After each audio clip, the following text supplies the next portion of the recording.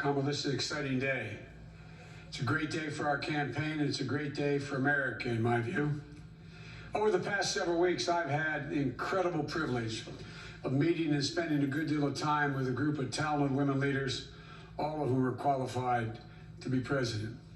With each one, the more I learned about them, the more I talked to them, the more impressed I was, even though I knew them before.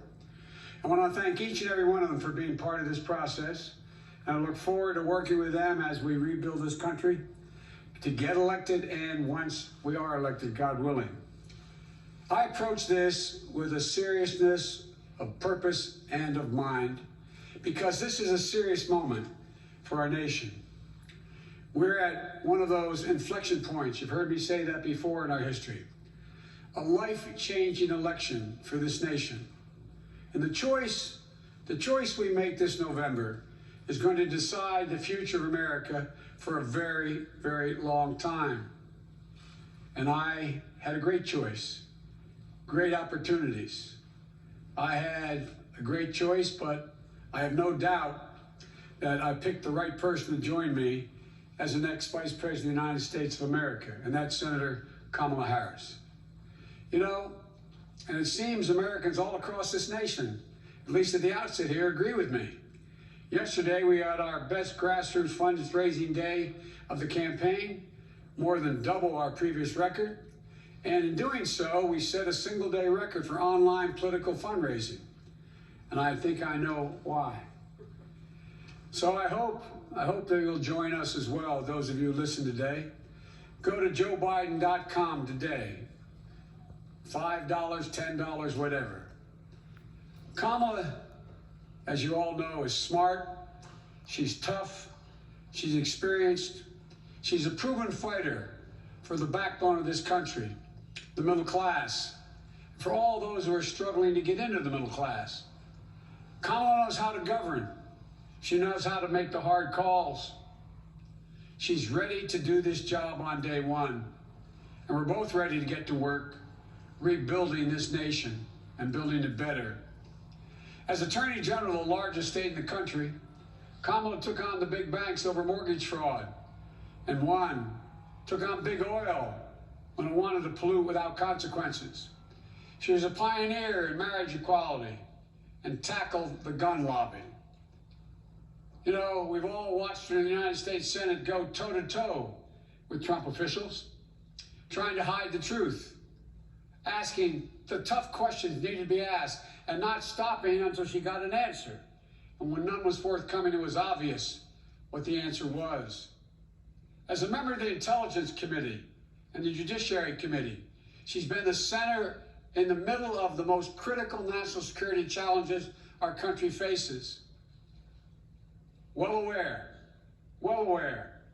of all the threats to this nation and ready to respond to them. And as a child of immigrants, she knows personally how immigrant families enrich our country, as well as the challenges of what it means to grow up Black and Indian American in the United States of America. Her story is America's story, different from mine in many particulars, but also not so different in the essentials. She's worked hard. She's never backed down from a challenge. And she has earned each and every of the accolades and achievements that she has gained, many of them often in the face of obstacles that others put in her way, but never quit. And this morning, all across the nation, little girls woke up, especially little Black and brown girls, who so often feel overlooked and undervalued in their communities. But today, just maybe, they're seeing themselves for the first time in a new way as the stuff of president and vice presidents. In her campaign in the primary, Kamala often talked about what she referred to as the 3 a.m. agenda, about moms and dads awake late at night in their kitchens, worried, scared, uncertain about how they were going to take care of their families, about how they were going to pay the bills, about how they were going to make it, simply make it. Growing up in Scranton and Claymont, Delaware, I saw that struggle with my family as well, Kamala saw with hers as well. And millions of Americans are living that struggle as we speak, especially in this moment of crisis, especially with so many jobs lost. Kamala and I both know that all folks are looking for, as my dad would say, is an even shot. Just give me a shot, a fair shot, a shot at making it. And it'll be the work of our administration to make sure they get a fair shot. Working families need someone on their side in this nation because they certainly don't have anyone in the president now on their side. That's going to change in the Biden-Harris administration. It's going to be gratifying to see the strong, enthusiastic reaction to Senator Harris as our next vice president. You know, it comes from people all over the country. It's already occurring. All over the country. All ideological views, all backgrounds. Events, of course, we are predictable, some of them. It comes from all over, except, of course, from Donald Trump's White House and his allies. You all knew it was coming. You could have set your watches to it. Donald Trump has already started his attacks, calling Kamala, quote, nasty, whining about how she is, quote, mean to his appointees. It's no surprise, because whining is what Donald Trump does best, better than any president in American history. Is anyone surprised Donald Trump has a problem with a strong woman or strong women across the board? We know that more is to come. So let's be clear. If you're a working person, worried about whether or not you'll have a job to go to, whether or not you'll be able to pay your mortgage, pay your rent, worried about the poison in the air you breathe, the water you drink, worried about your civil rights, even your basic right to dignity, which is under attack with this administration. Kamala Harris has had your back, and now we have to have her back. She's going to stand with me in this campaign, and all of us are going to stand up for her. On January 20th, 2021, we're all going to watch Senator Harris raise her right hand and swear the oath of office as the first woman ever to serve in the second highest office in America, in this land. And then we're going to get to work fixing the mess that President Trump and Vice President Pence have created, both at home and abroad, through 4 years of mismanagement and coddling of terrorists and thugs around the world. Not only will America dig itself out of this hole they put us in, we're going to build back better. We have a public health crisis. While he's in court trying to do away with health care, with more than 5 million reported infections, 165,000 people dead and climbing as a consequence of COVID-19.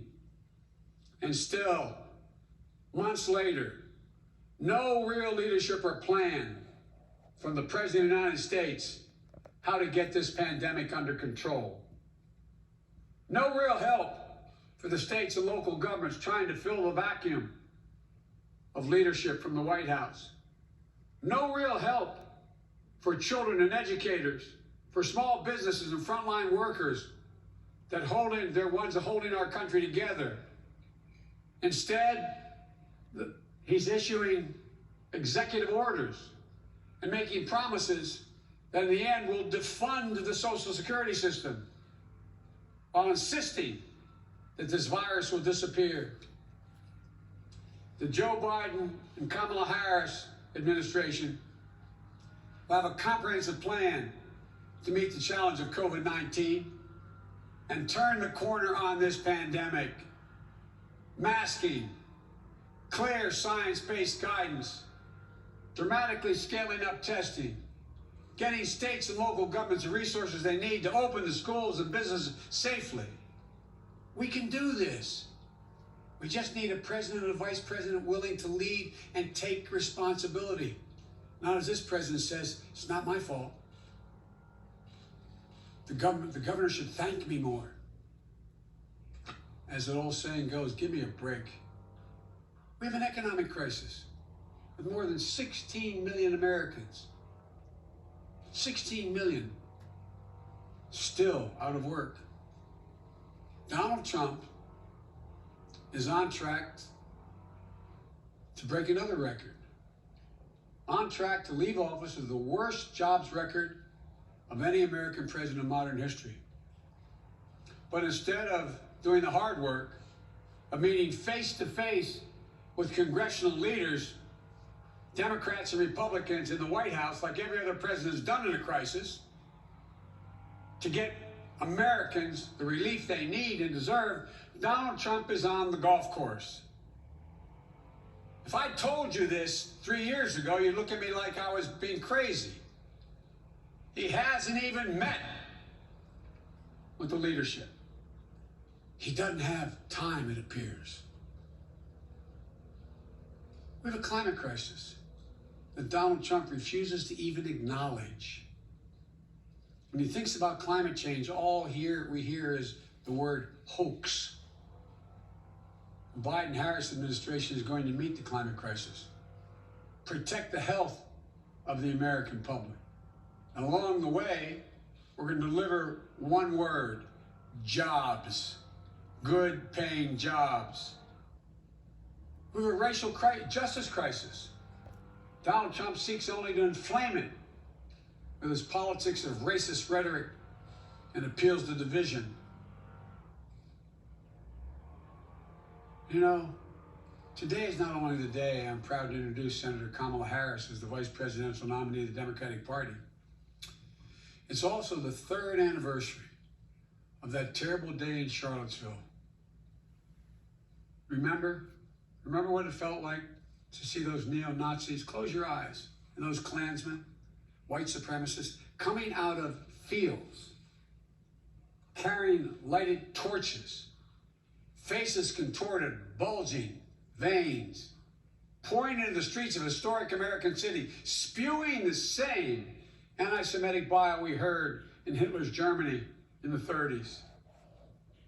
Remember how it felt to see a violent clash ensue between those celebrating hate and those standing against it?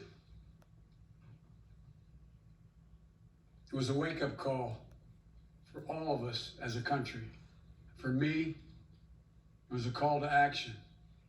My father used to say, silence is complicity, not original to him, but he believed it. At that moment, I knew I couldn't stand by and let Donald Trump, a man who went on to say, when asked about what he thought, he said there were very fine people on both sides. Quote, very fine people on both sides. No president of the United States of America has ever said anything like that.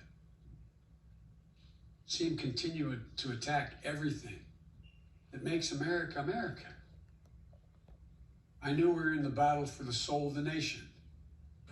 That's when I decided to run. And I'm proud now to have Senator Harris at my side in that battle, because she shares it with the same intensity I do. For she's someone who knows what's at stake. The question is, for all Americans to answer, who are we as a nation? What do we stand for? And most importantly, what do we want to be? You know, someone who knows that the future of this country is limited only by the barriers we place on our own imaginations, because there's nothing Americans cannot achieve when we put our minds to it, when we do it together. One of the reasons I chose Kamala is because we both believe that we can define America simply in one word: possibilities. Possibilities. Let me say it again. Possibilities. That's America. That's what sets this nation apart. Is that everyone, the ability for everyone, and we mean everyone, to go as far and dream as big as hard work and their God-given ability will take them. When I agreed to serve as President Obama's running mate, he asked me a number of questions, as I've asked Kamala. The most important was, he said to me, he asked me what I wanted, most importantly.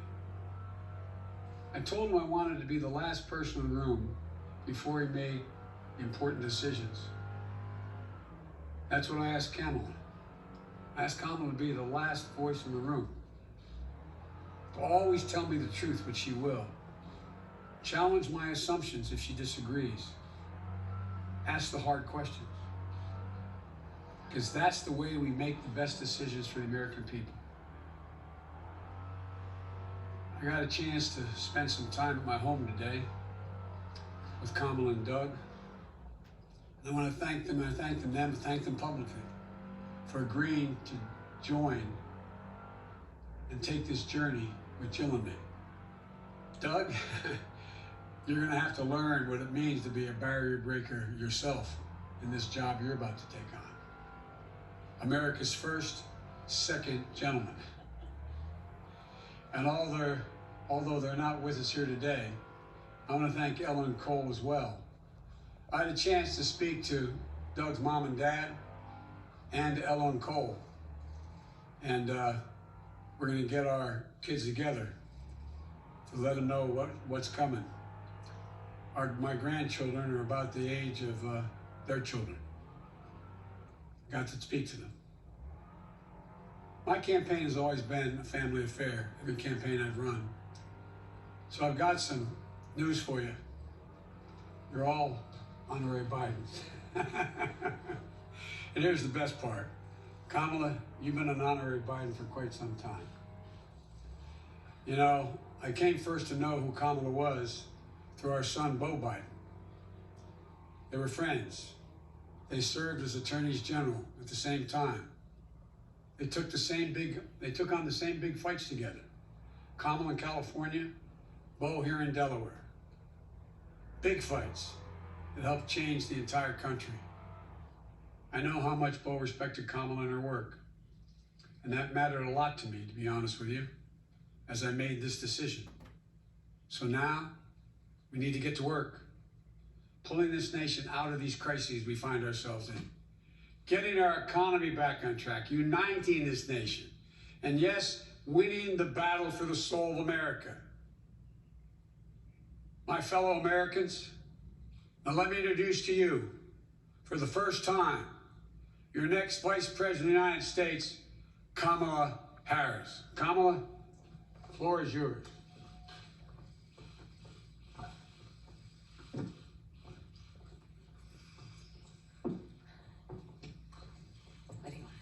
There you go. Thank you, Joe. Thank you, Joe. As I said, Joe, when you called me, I am incredibly honored by this responsibility, and I'm ready to get to work. I am ready to get to work. After the most competitive primary in history, the country received a resounding message that Joe was the person to lead us forward. And Joe, I'm so proud to stand with you. And I do so mindful of all the heroic and ambitious women before me, whose sacrifice, determination, and resilience makes my presence here today even possible. This is a moment of real consequence for America. Everything we care about, our economy, our health, our children, the kind of country we live in, it's all on the line. We're reeling from the worst public health crisis in a century. The president's mismanagement of the pandemic has plunged us into the worst economic crisis since the Great Depression. And we're experiencing a moral reckoning with racism and systemic injustice that has brought a new coalition of conscience to the streets of our country, demanding change. America is crying out for leadership. Yet we have a president who cares more about himself than the people who elected him. A president who is making every challenge we face even more difficult to solve. But here's the good news. We don't have to accept the failed government of Donald Trump and Mike Pence. In just 83 days, we have a chance to choose a better future for our country. So, Joe, Dr. Biden, thank you for the trust you've placed in me. Jill, I know you will be an incredible First Lady. And my husband Doug and I are so grateful to become a part of your extended family. And ever since I received Joe's call, I've been thinking, yes, about the first Biden that I really came to know, and that, of course, is Joe's beloved son, one of his beloved sons, Beau. In the midst of the Great Recession, Beau and I spoke on the phone practically every day, sometimes multiple times a day, working together to win back billions of dollars for homeowners from the big banks of the nation that were foreclosing on people's homes. And let me just tell you about Beau Biden. I learned quickly that Beau was the kind of guy who inspired people to be a better version of themselves. He really was the best of us. And when I would ask him, where'd you get that? Where did this come from? He'd always talk about his dad. And I will tell you, the love that they shared was incredible to watch. It was the most beautiful display of the love between a father and a son. And Beau talked about how Joe would spend 4 hours every day riding the rails back and forth from Wilmington to Washington so he could make breakfast for his kids in the morning and make it home in time to tuck them in bed each night. All of this so 2 little boys who had just lost their mom and their sister in a tragic accident would know that the world was still turning. And that's how I came to know Joe. He's someone whose first response when things get tough is never to think about himself, but to care for everyone else. He's someone who never asks, why is this happening to me? And instead asks, what can I do to make life better for you?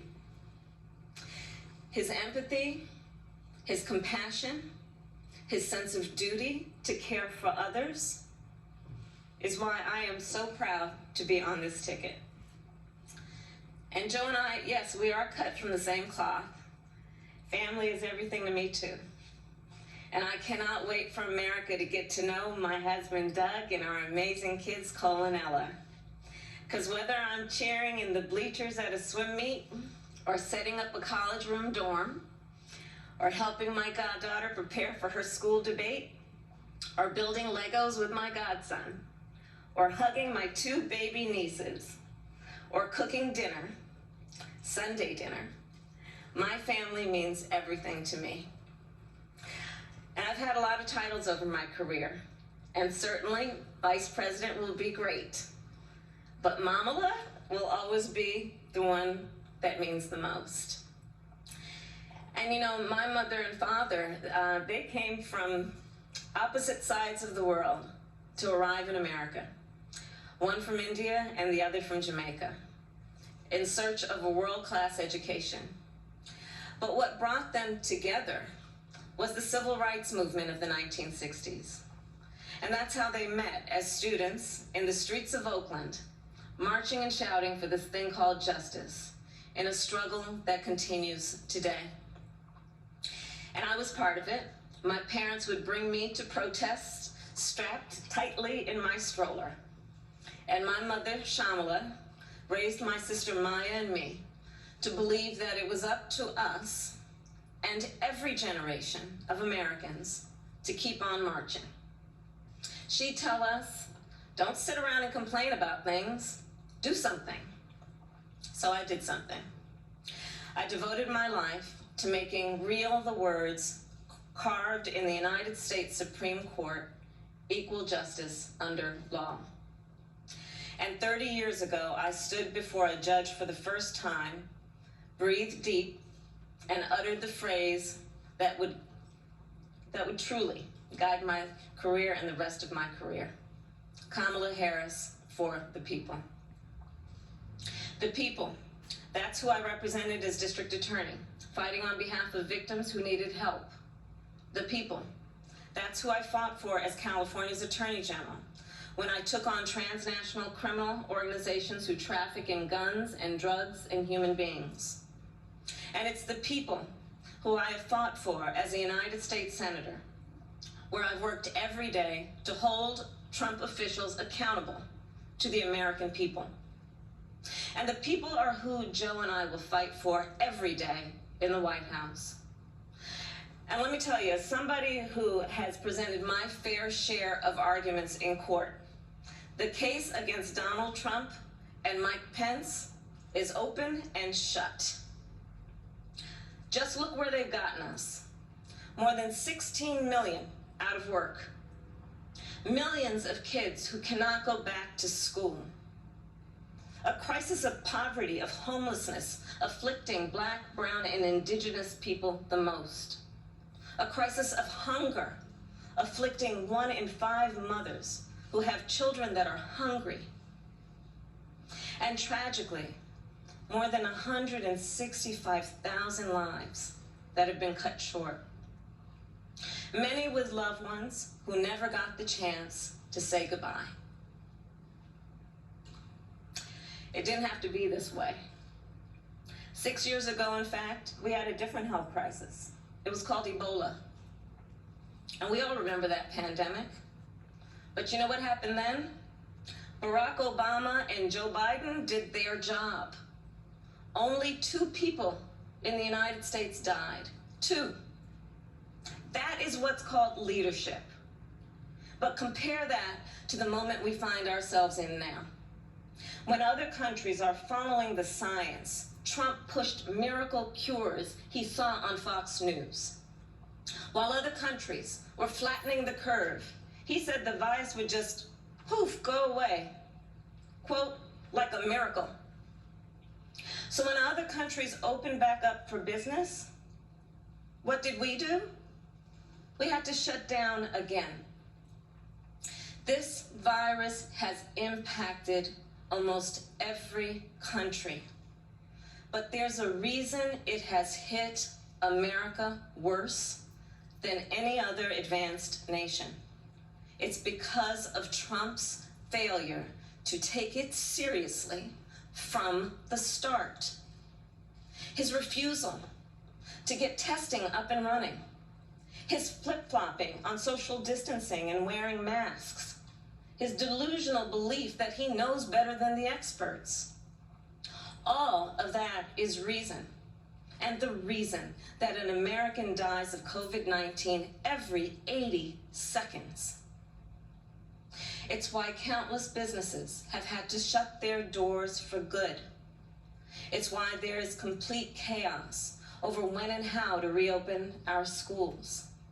Mothers and fathers are confused and uncertain and angry about childcare and the safety of their kids at school, whether they'll be in danger if they go or fall behind if they don't. Trump is also the reason millions of Americans are now unemployed. He inherited the longest economic expansion in history from Barack Obama and Joe Biden. And then, like everything else he inherited, he ran it straight into the ground. Because of Trump's failures of leadership, our economy has taken one of the biggest hits out of all the major industrialized nations, with an unemployment rate that has tripled as of today. This is what happens when we elect a guy who isn't up for the job. Our country ends up in tatters. and so does our reputation around the world. But let's be clear, this election isn't just about defeating Donald Trump or Mike Pence. It's about building this country back better. And that's exactly what Joe and I will do. We'll create millions of jobs and fight climate change through a clean energy revolution. Bring back critical supply chains so the future is made in America. Build on the Affordable Care Act so everyone has the peace of mind that comes with health insurance. And finally, caregivers the dignity, the respect, and the pay they deserve. We'll protect a woman's right to make her own decisions about her own body, root out systemic racism in our justice system, and pass a new Voting Rights Act, a John Lewis Voting Rights Act, that will ensure every voice is heard and every voice is counted. The civil rights struggle is nothing new to Joe. It's why he got into public service. It's why he helped reauthorize the Voting Rights Act and restore unemployment discrimination and employment discrimination laws. And today, he takes his place in the ongoing story of America's march toward equality and justice as the only who has served alongside the first Black president and has chosen the first Black woman as his running mate. But as Joe always points out, this election is about more than politics. It's about who we are as a country. And I'll admit, over the past 4 years, there have been moments when I have truly worried about our future. But whenever I think that there is a reason for doubt, whenever I've had my own doubts, I think of you, the American people, the doctors and nurses and frontline workers who are risking your lives to save others, the truck drivers and the workers in grocery stores, in factories, in farms, working there, putting your own safety on the line to help us get through this pandemic, the women and students taking to the streets in unprecedented numbers, the dreamers and immigrants who know that families belong together, the LGBTQ Americans who know that love is love, people of every age and color and creed who are finally declaring in one voice that yes, Black lives matter. All across this country, a whole new generation of children is growing up hearing the cries for justice and the chants of hope on which I was raised, some strapped into strollers of their own. And trust me, it's a song you'll never forget. So to everyone keeping up the fight, you are doing something. You are doing something great. You are the heroes of our time. And you are the reason I know we are going to bring our country closer to realizing its great promise. But to do it, we'll need to work, organize, and vote like never before, because we need more than a victory on November 3rd. We need a mandate that proves that the past few years do not represent who we are or who we aspire to be. Joe likes to say that character is on the ballot, and it's true. When he saw what happened in Charlottesville 3 years ago today, he knew we were in a battle for the soul of our nation. And together with your help, that's a battle we will win. Earlier this year, I said I'd do whatever Joe asked me to do. And so now I'm asking you to do the same. So visit joebiden.com to get involved in this campaign and vote. Because electing Joe Biden is just the start of the work ahead of us. And I couldn't be prouder to be by his side, running to represent you, the people. Thank you, and may God bless the United States of America. Thank you.